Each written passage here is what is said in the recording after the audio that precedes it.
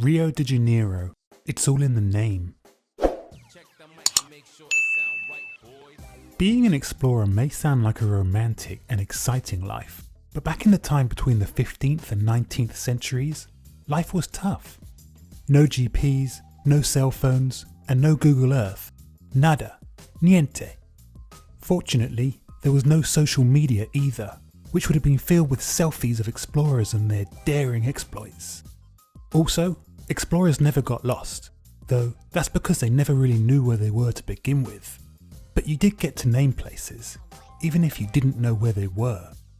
Take Victoria in Australia for example, which was not, as some school kids believe, discovered by the Queen herself, but was named in honour of her by James Cook. In fact, if you were a monarch, chances are you would have had several places named after you.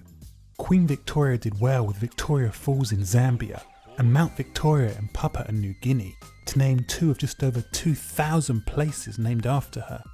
Arrogant and narcissistic explorers took advantage of perhaps the only real perk of the job, and that was getting to name places after yourself. Think Bering Strait between Russia and Alaska, and the Cook Islands, the Strait of Magellan, and no, Thomas Cook, the now defunct travel agency, was not named after the famous explorer. His name was James. Columbus, Ohio, isn't exactly a place you'd be proud to have your name associated with, but beggars can't be choosers. And so we come to Rio de Janeiro in Brazil.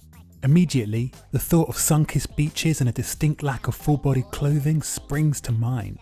It's a great sounding name too, very glamorous and alluring. The translation of the name is January River, so named as it was discovered by what would appear today to be some of the highly observant Portuguese explorers, including Amerigo Vespucci, who participated as an observer at the invitation of King Manuel I. One then has to ask the question, what on earth was he observing? So, here comes the rub. Originally named São Sebastião do Rio de Janeiro, after Saint Sebastian, it was only once the name had been shortened and the town had become well established that somebody finally asked the question on everyone's lips. Where's the river? The problem was, there never was a river. Those who named the place just assumed there had to be a river leading into the bay, as most bays had a river. The legacy today is even more ironic, as the name has been affectionately shortened to Rio, the one thing the city doesn't have. Do like and subscribe if you enjoyed the video, and from all of us at History HQ, we'll see you next time.